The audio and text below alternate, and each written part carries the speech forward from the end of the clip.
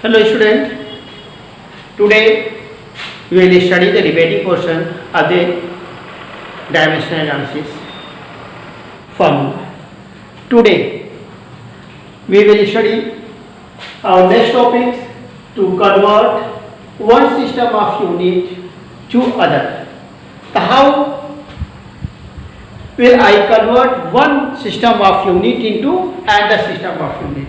Suppose you are given to convert force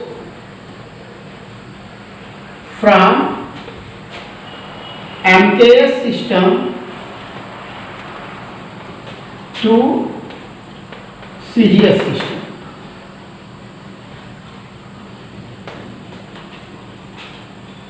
तो आप ये जानते हो कि कोई भी फिजिकल क्वांटिटी होती है तो उसका वैल्यू वो जो होती है वो हमेशा कांस्टेंट होती है. दैट मीन्स उसकी यूनिट और न्यूमेरिकल वैल्यू जो होगी एक सिस्टम के लिए जो होगी हमेशा कांस्टेंट होगी, और अदर के लिए सिस्टम जब चेंज होगा तो उसका प्रोडक्ट जो होगा वो क्या यूनिट और उसके मैग्नीट्यूड का प्रोडक्ट जो होगा वो सेम होगा. सपोज कर लीजिए कोई भी एक फिजिकल क्वांटिटी है in first system. Let in first system magnitude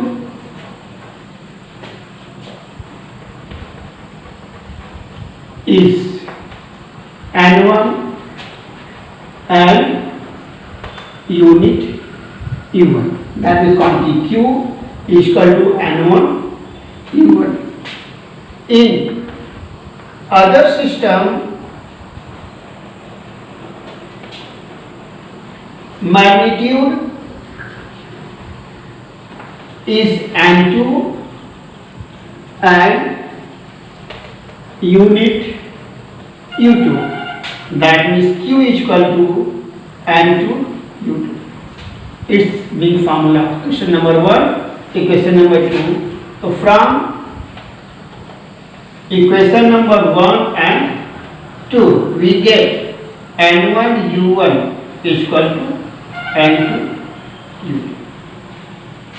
N2 U2. Suppose कीजिए एमटीएस सिस्टम में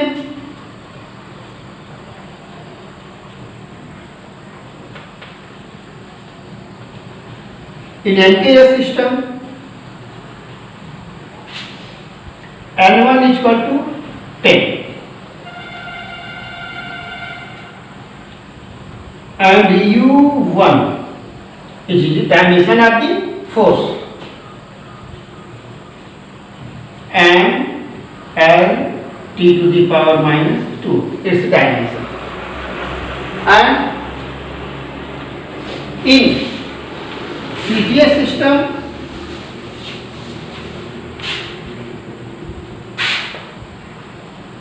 in CGS system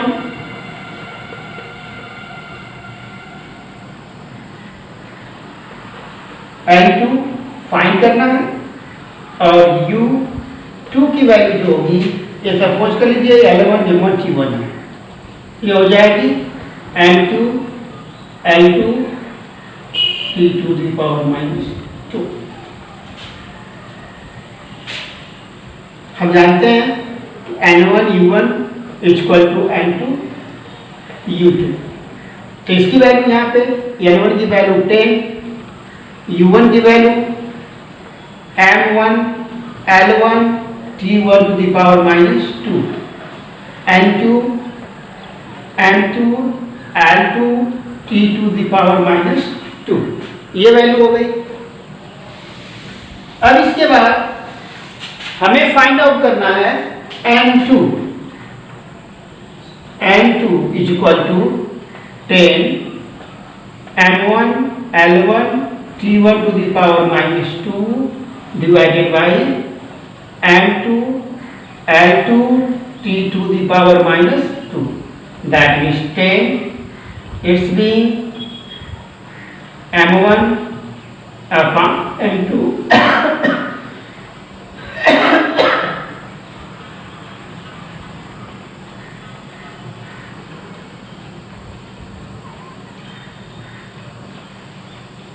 ये वैल्यू होगी। अब इसमें अगर मेंशन करते हैं M1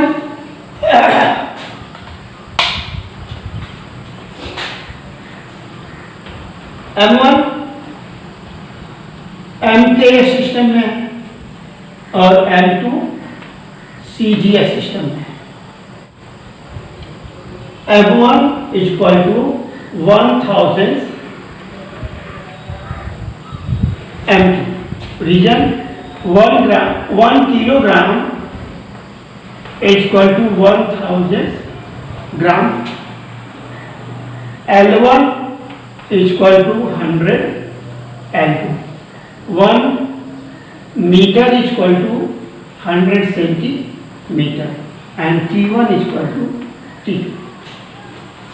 अब अगर हम प्लेस करने जाते हैं वैल्यू को यहाँ पे तो M2 is equal to 10 in place of 1000 M2 upon M2, 100 L2 upon L2 और ये T2 upon T2 कैसे ये वैल्यू हो गई 10 into 1000 into 100 that means M2 की वैल्यू जो होगी 10 to the power 1 2 3 4 5 6 इस तरह से न्यूमेरिकल वैल्यू आप सेकेंड क्वांटिटी अदर सिस्टम में जो न्यूमेरिकल वैल्यू आएगी उस फिजिकल क्वांटिटी की जो मैग्नीट्यूड होगा उसे आप फाइंड आउट कर सकते हैं। यहाँ पे कन्वर्जन का मेन था कि जो एक यूनिट है उसको सेकेंड में कन्वर्ट करना है। अब हमें किसको करना है, फर्स्ट को MKS को CGS में करना है। तो MKS में जो यूनिट है उसकी वैल्यू जो है CGS यूनिट में उसकी वैल्यू क्या होगी उसके इक्विवेलेंट मेंशन कर दिया और उसकी ड्यू टू वैल्यू हमने फाइंड आउट कर लिया। अब इसके बाद है next topic to find the dimension of a constant in given formula. Student next topic is to find the dimension of a constant in the given relation. आपके पास एक रिलेशन है क्या गैस इक्वेशन का P plus A upon V square into V minus A equal to R into T। यहाँ पे ये दो फिजिकल क्वांटिटीज है P plus A upon V square into V minus B, इनको मल्टीप्लाई करने के बाद एक क्वांटिटी आ रही है, लेकिन यहाँ पे एक फिजिकल क्वांटिटी है जो कि प्लस के साथ ऐड है। तो इसमें डायमेंशन ऑफ या quantity P is same as quantity A upon V square.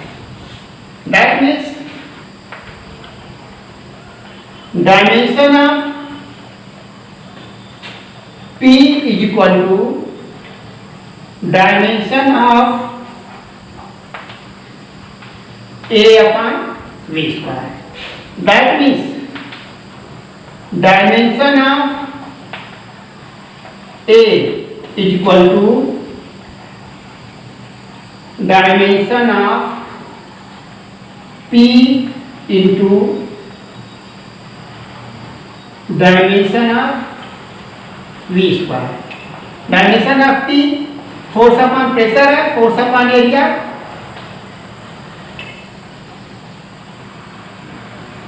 dimension of force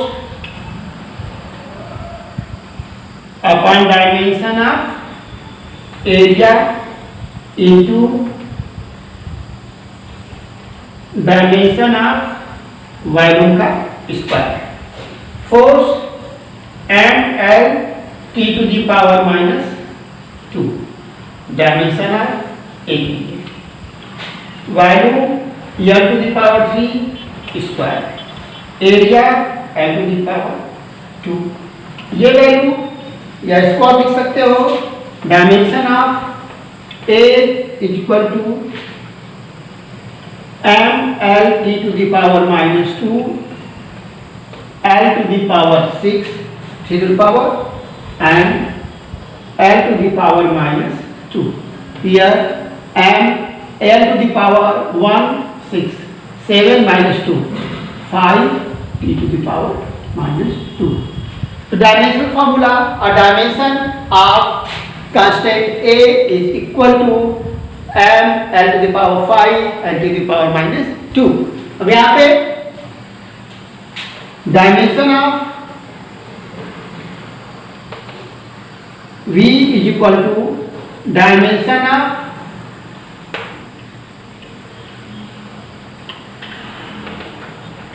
B. तो V क्या है? वॉल्यूम को रिप्रेजेंट कर रहा है, तो वॉल्यूम, तो dimension of B is equal to dimension of V. V क्या है? वॉल्यूम है, तो L3, ये डायमेंशन ऑफ B।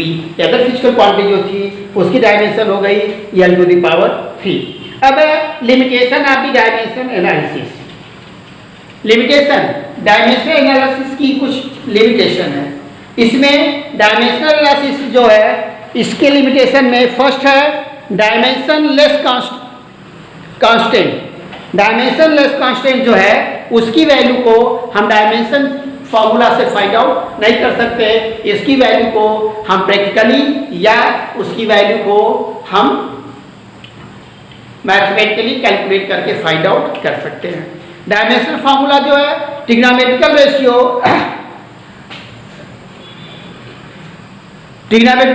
के डेरिवेशन जो होते हैं उसके लिए ये एप्लीकेबल नहीं है। और dimensional analysis can not be used to determine the exact form of the physical relation if it consist of more than one term.